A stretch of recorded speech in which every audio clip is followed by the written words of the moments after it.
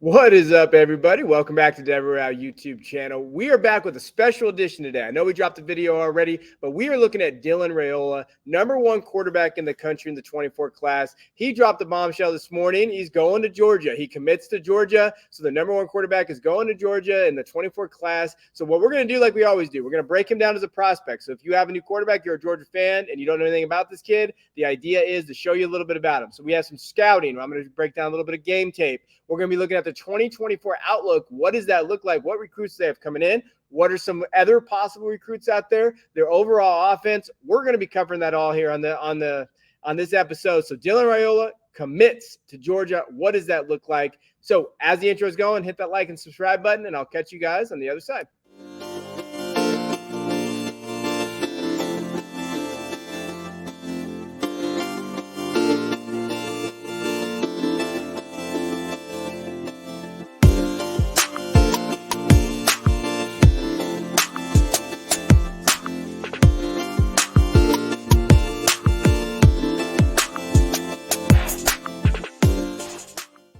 All right, let's get into it. Let's talk about the film breakdown, go over everything from him. So first and foremost, as a sophomore, he really did well in his high school stats, right? So 228, 350, 3,300 yards, 32 touchdowns, 5 interceptions, and he was the Texas District 5A offensive MVP as a sophomore. So you saw those numbers really kind of elevate themselves. Then he transfers, he goes to Phoenix, Arizona, playing at Pinnacle.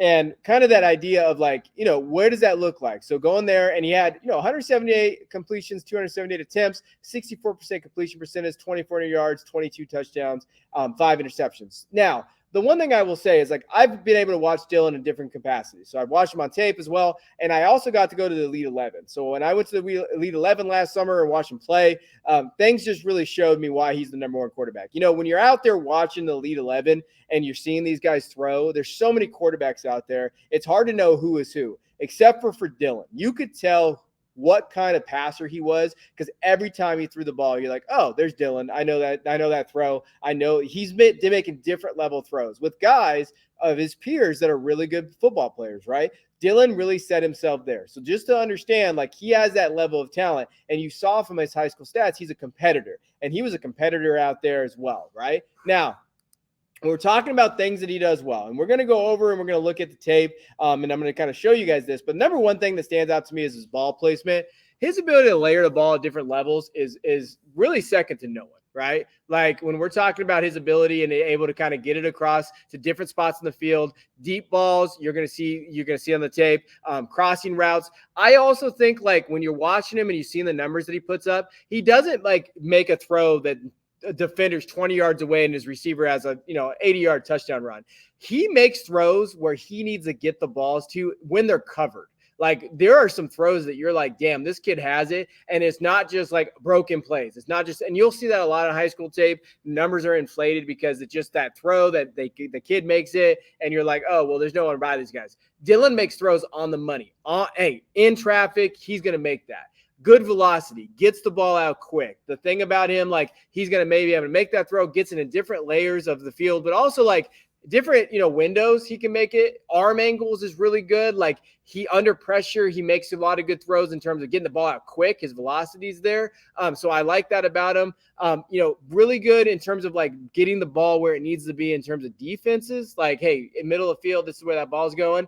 Not a ton of reads. So one thing he does kind of stare down his guy, quick reads and stuff like that. So that's something going to be improving on. But he's got the velocity and arm to do it. So ball placement, velocity there. And then for me, the tools thing stands out to me.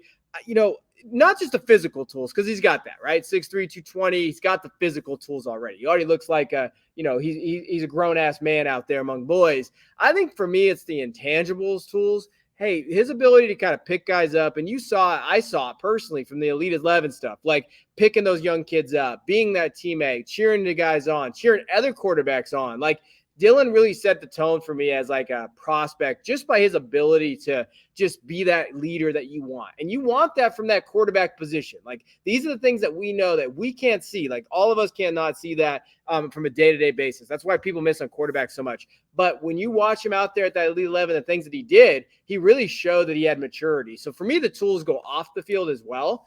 Now, areas of improvement, things that he could work on. Mobility is not something that he's ever going to necessarily have. I think he can learn how to be more mobile within the pocket. He does it a couple times that we'll watch, but be able to kind of have functional athleticism inside the pocket, make guys miss, those type of things.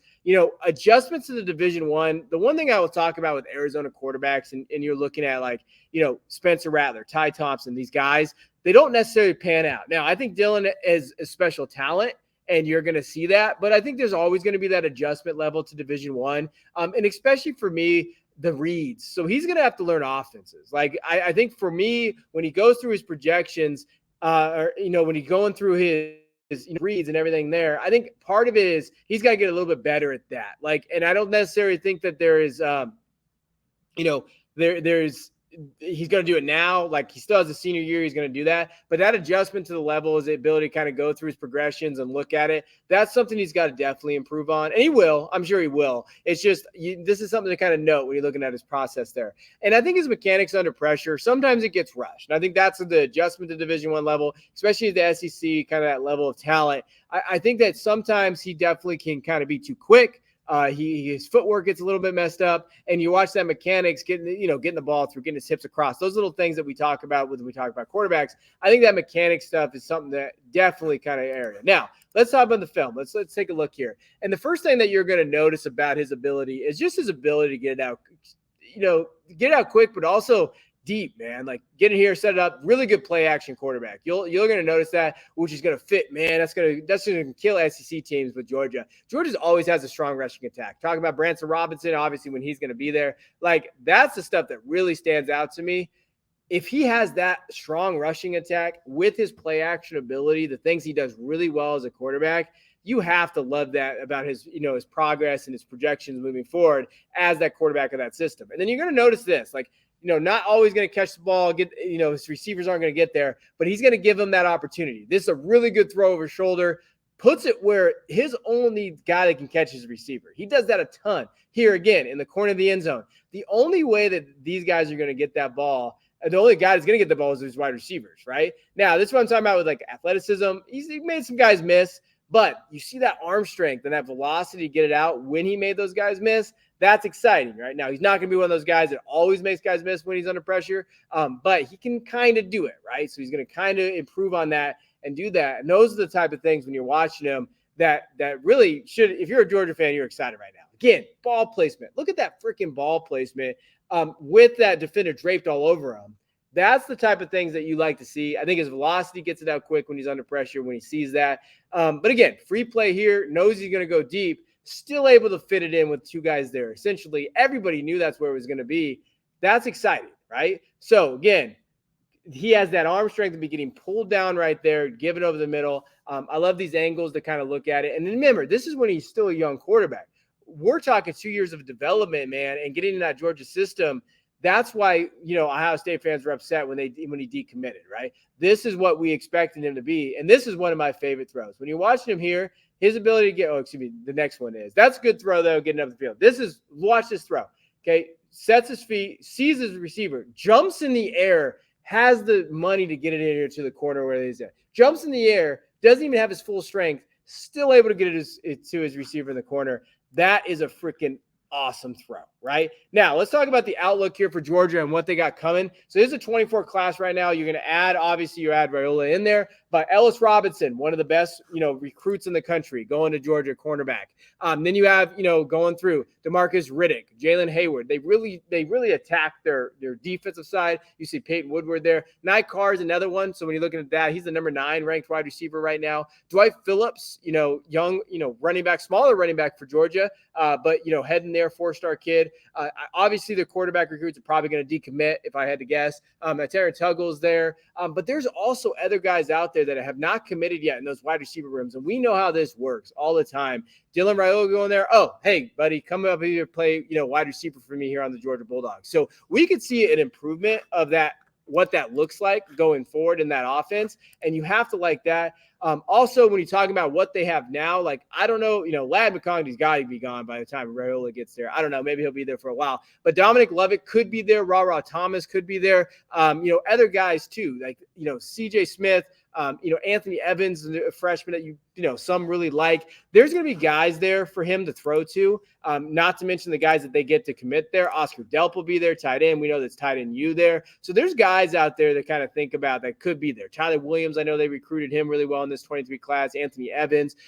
There's guys that they can get. So when you're looking at Georgia's offense, we could be talking about Georgia's offense being elite now, right? It's always been very efficient, but now we're talking about a defense where they've leaned on defense for a long time and they're still getting those guys. And then you get Dylan Raiola. This is I don't want to say program changing because it's not. They won 2 national titles, but this is like elite status dynasty building. That's how excited Georgia fans should be right now. This is a dynasty building recruit that they can come in there and give them something that necessarily they haven't had. Stetson's been great, won 2 titles, but Dylan Raiola brings that offense to another level, and competing in the SEC, especially with Texas, Oklahoma coming, absolutely have to love this move. If you're a Georgia fan, congratulations on this. So we appreciate you guys. Hit that like and subscribe button before you get out of here. And hey, we'll catch you guys on the next video.